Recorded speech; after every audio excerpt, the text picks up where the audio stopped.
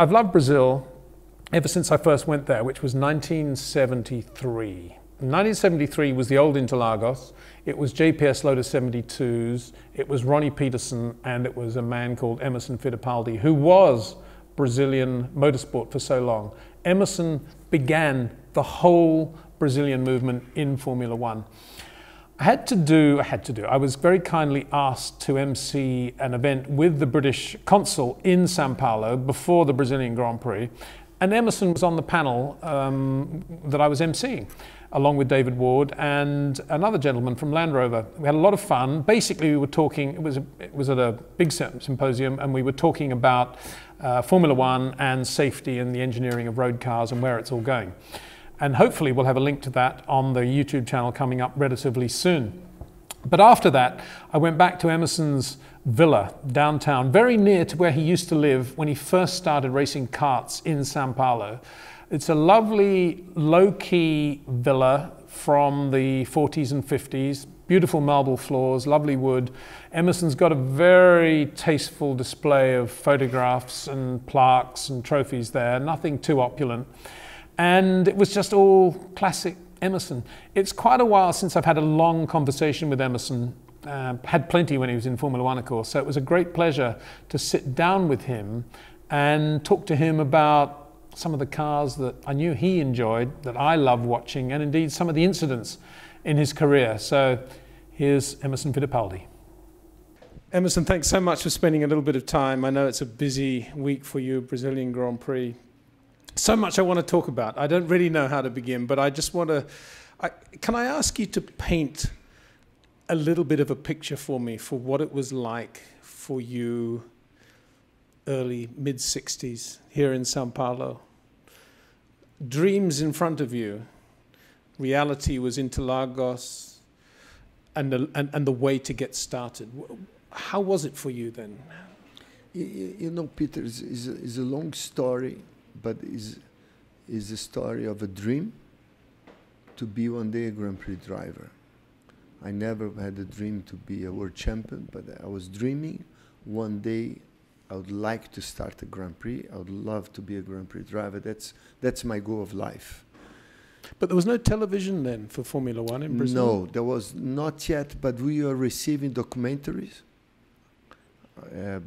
magazines about Formula One and IndyCar racing. You know, I remember to see a lot of documentaries on mid-50s, beginning of the 60s, about the Indy 500. My father had a very good relationship with Bardo, and there was a Bardo special car, Roadster, racing Indianapolis, and for sure Formula One was our main attention in Brazil.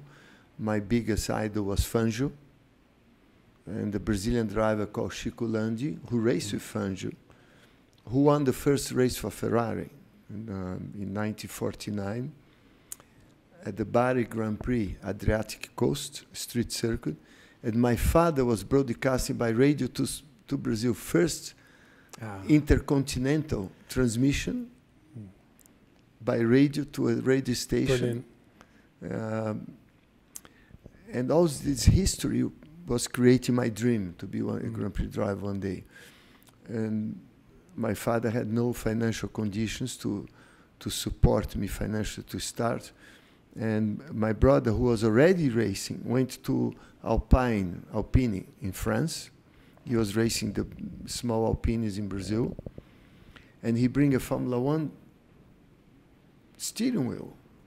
And I looked at that steering wheel. I love it because it was a leather. Beautiful looking steering wheel. Didn't have a steering wheel like that. I said, I'm going to manufacture one. I was about 15 years old. I was already a go-kart mechanic, and I was already racing motorcycle when I was 14. And I built the first one. I sold it to a friend, and I registered the name Formula One, and then start selling all over Brazil. And the steering wheels are over there, right? That's what. Yeah. I received some of the collectors. They give to me. Brilliant. And that's why I start sponsoring me racing. And then we built the Formula V. Go-kart first, Formula V, and then we built the prototype. But the race in Brazil that time was very amateur, very passion.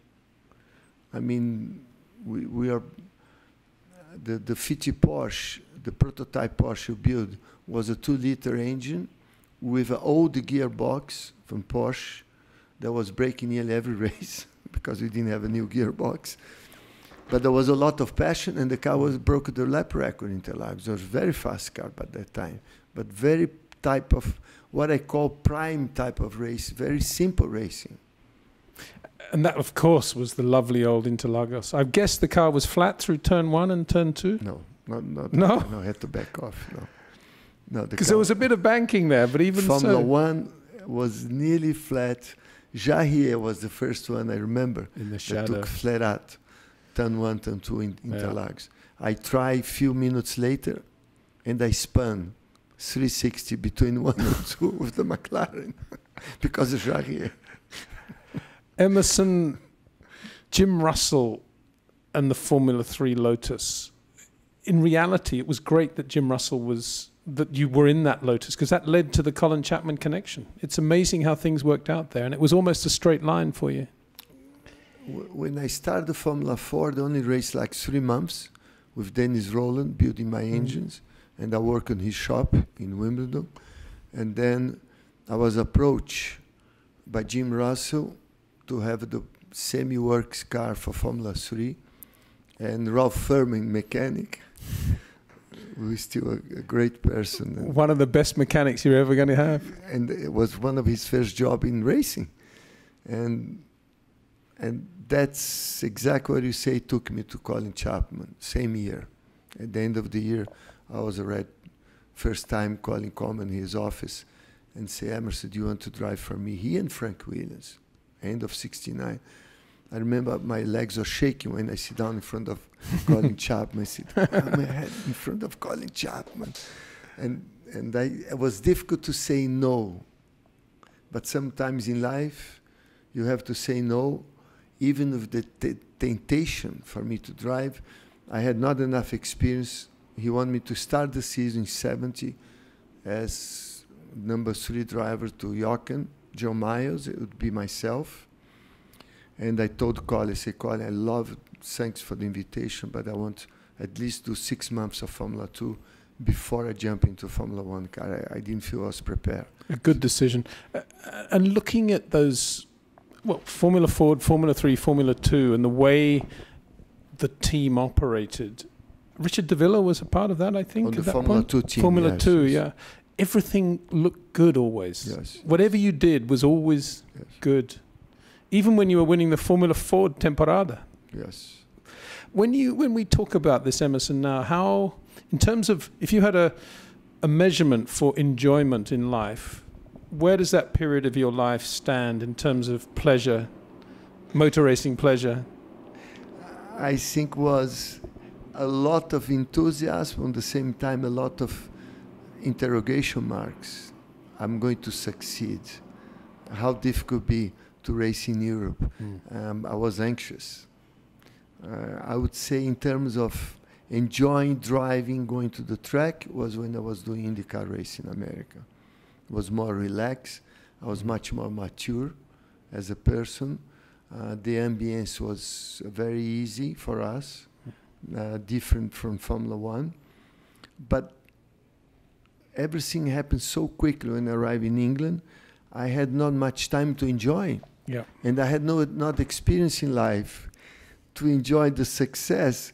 Great, I won Sunday, but I was leaving the racetrack thinking, how is going to be the next race? Instead of enjoying the winner, enjoying the weekend, enjoying racing. It was too much next time. And we talked about this in Canada earlier this year. Also, there was the reality of joining Team Lotus at a Formula 1 time. You raced in the British Grand Prix, but when you came into the team at Watkins Glen, Colin had recently lost Jimmy, Mike Spence, and Jochen. And of course, we'd lost Piers as well.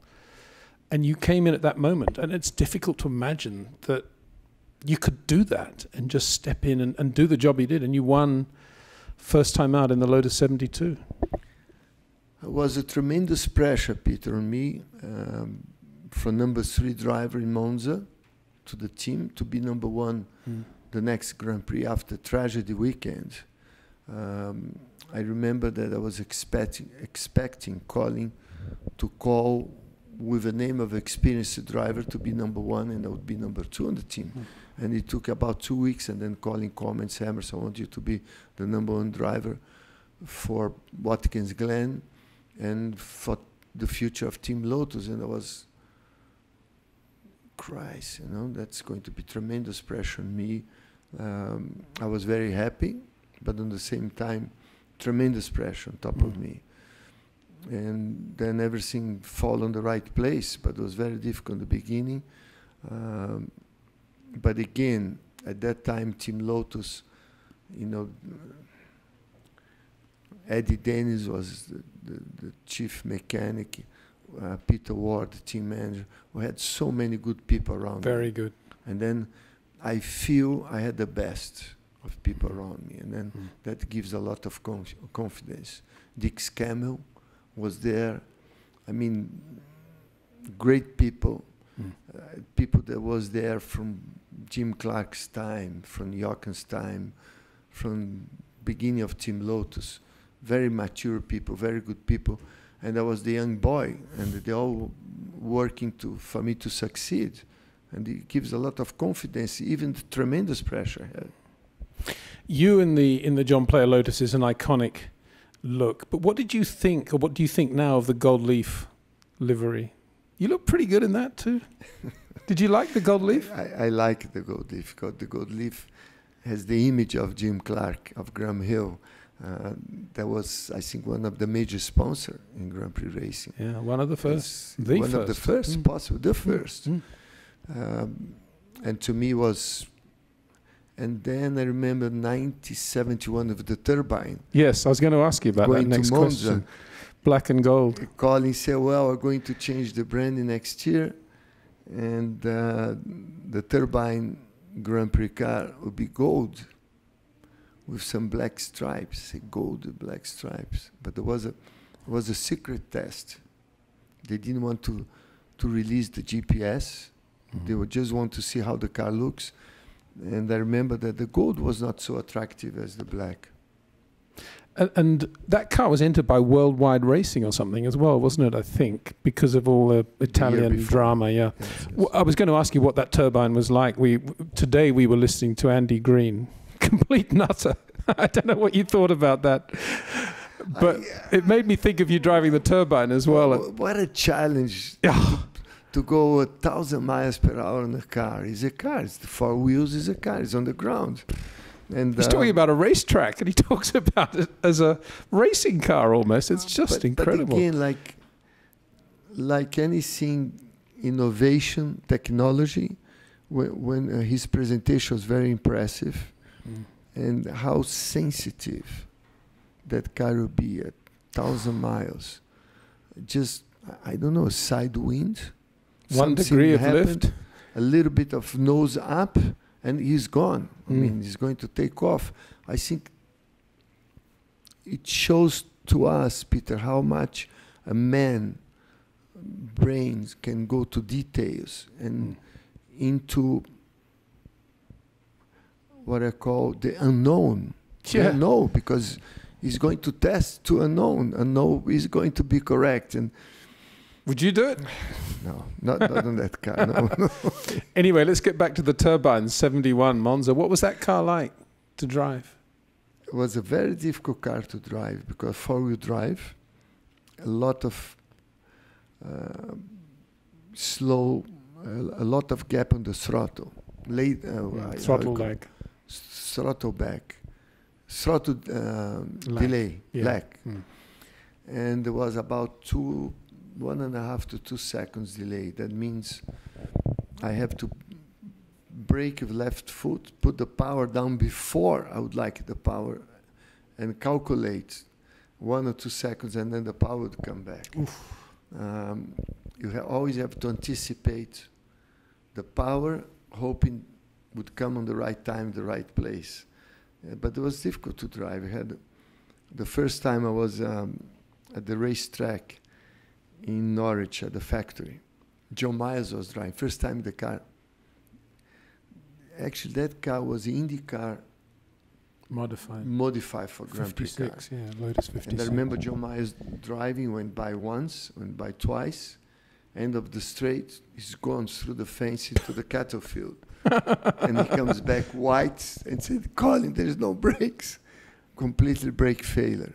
Because the amount of temperature that was going through that brakes to hold the weight of the car and